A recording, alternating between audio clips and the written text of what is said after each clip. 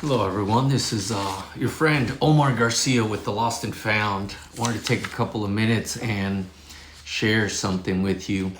The past few weeks, I've been talking to a young man who's just needing some help, and some direction, and just some hope on how does he move from with his life from here on out. And his mom just kind of been struggling with him on that aspect. He's just she says that he's kind of lost hope, and just the drive to do something with his life. He's just really kind of shutting down in all ways. And as a believer, you know that there's always something deep down troubling our young men and our young daughters that sometimes they don't feel comfortable talking to us parents. But I've been pouring into this young man. He's in his he just turned 20 years old. But I have seen this pattern throughout, friends and people that I know who have kids around his age.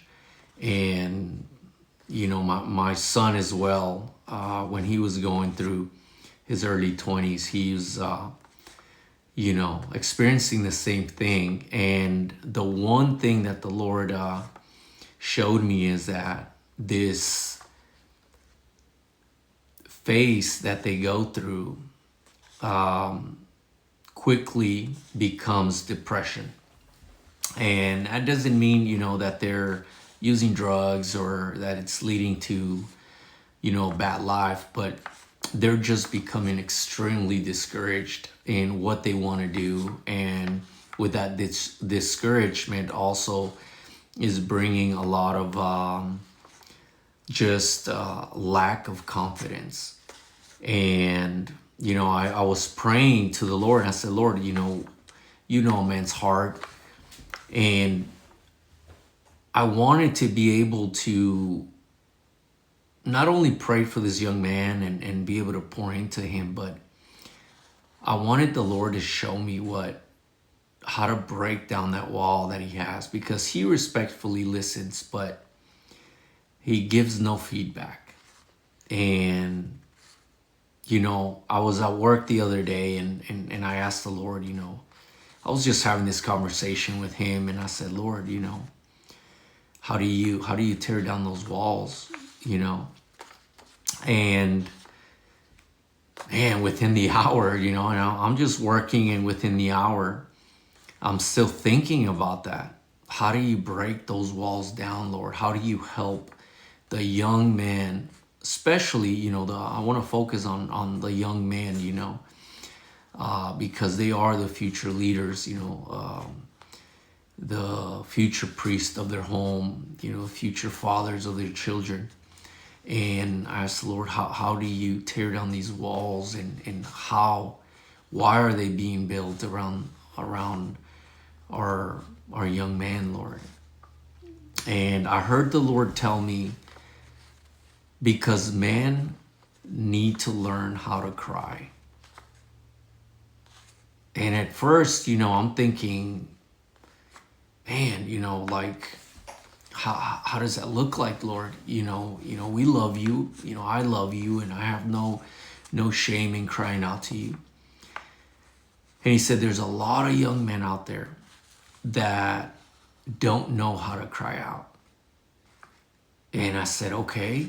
So he started downloading all this to me, and I stopped working. I started writing stuff down as he was just speaking to me.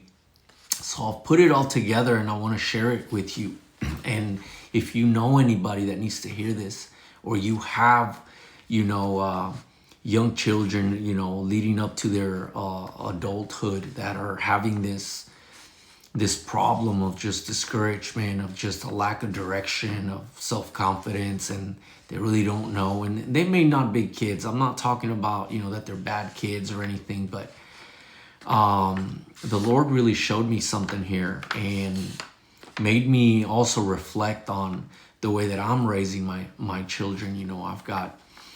I've got my my boy, and I want to make sure that, you know, as I continue to learn, you know, to be a father, because it is a journey, that I do it the way that God wants me to do it according to His Word. But this is what the Lord said. He said, many of us grew up in a culture where crying was seen as a weakness, you know, and we see a lot of that today. You know, we try to toughen up our kids, but there's a fine line with that. Because I remember growing up back in the day, it was just like crying was just a sign of weakness. Like, men don't cry. Like, suck it up, you know. You don't need to go cry to mom or go cry to anybody. Like, you deal with it, and that's it. And I agree to that to a certain extent. You know, you have to build a backbone on your boys and our children. But there is a fine line between where we may be leading them into suppressing their feelings and not allowing them to cry out when they do need help. So, you know, over time, the mindset, this mindset has become ingrained as a principle of manhood, you know, especially in the world. You know, what was meant to build this toughness in boys was instead, you know, fostered as pride. And what it's doing, it's leaving a lot of grown men with the emotional walls that now they can't break down. You know, this fear of being being seen as weak, you know, is really robbing a lot of our young men from the freedom to be able to truly just express their heart, and even express their heart and cry out to the Lord, and to their earthly fathers. You know, a lot of the times there is kids that just don't feel comfortable opening up to, you know, their parents or a family member.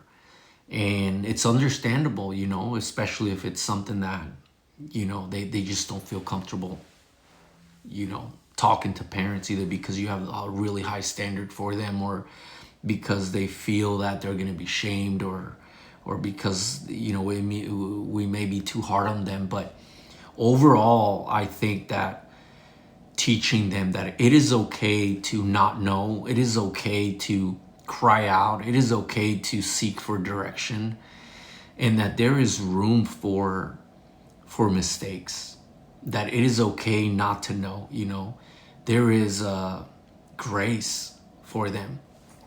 So as I'm just meditating on all this, I'm like, Lord, you know, that's so true. That is so true. That's been instilled in us. How do we change that? And it's letting our young men know that, hey, us men are called to accomplish great things and to lead, you know, where God has made us a certain way to carry a mantle of provision and protection. As long as we are doing it hand in hand with the Lord, you know, the Lord is the source of our strength, you know. So God showed me this powerful just sight of just King David, you know, one of the most courageous warriors and successful kings of Scripture. You know, David wasn't just strong on the battlefield, and, you know, he was also strong enough to cry out to the Lord, and we see it throughout the Bible. You know, he was, you know, a manly person. He was just a strong man. He was a warrior. He was, you know, everything that you can want to see in a brave young man. We see it through the life of David, but also we see how he cried out to the Lord, you know, time and time again. In David's Psalms, you know, reveals a man that was unafraid to pour out his emotions before the Lord. You know, in Psalms 34:17 and 18, David writes, "The righteous cry out, and the Lord hears them. He delivers them from all their troubles. And again, he's telling us here, the Lord delivers us from all our troubles as we just cry out to the Lord. The Lord is close to the brokenhearted and saves those who are crushed in spirit. And, David's tears weren't a sign of weakness, but a mark of his reliance on the Lord. His humility just became his strength because he knew how to lean on the one who made him strong. And this is something that we need to be teaching our children, our kids.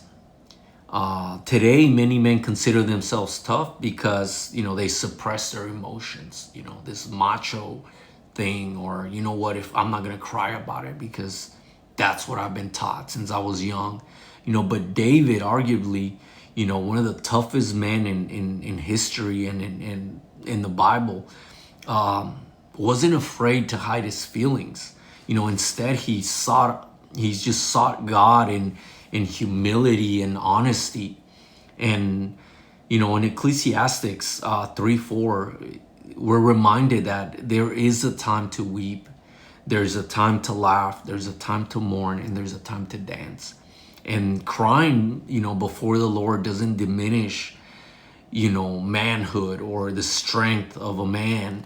If anything, it deepens what a real man's supposed to be, to trust the Lord, to be brave enough to bring, our brokenness and our insecurities, or whatever we lack, and just be bold enough to bring it before him, and he faithfully heals and restores and strengthens us. So this is something that we need to acknowledge and address, especially as fathers.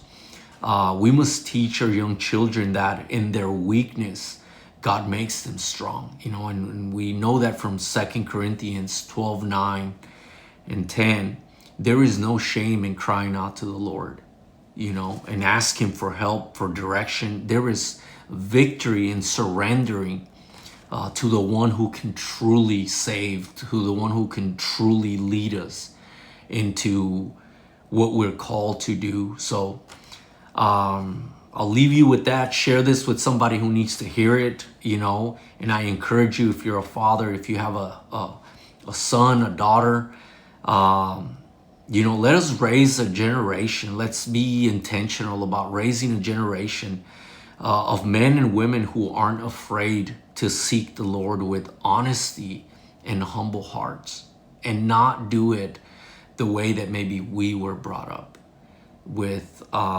this lack of understanding and encouraging to suppress our feelings. And really what we're doing is we're hurting our young man and our young woman. It is okay. There's room for mistakes. God is gracious. He's been patient with us. So we need to encourage our young men and women that there is room for mistake. And I hope this encourages you. It blesses you. They didn't want to take too long, but if you know somebody that needs to hear it, share it. I love you guys, and I'll talk to you guys soon. Thank you.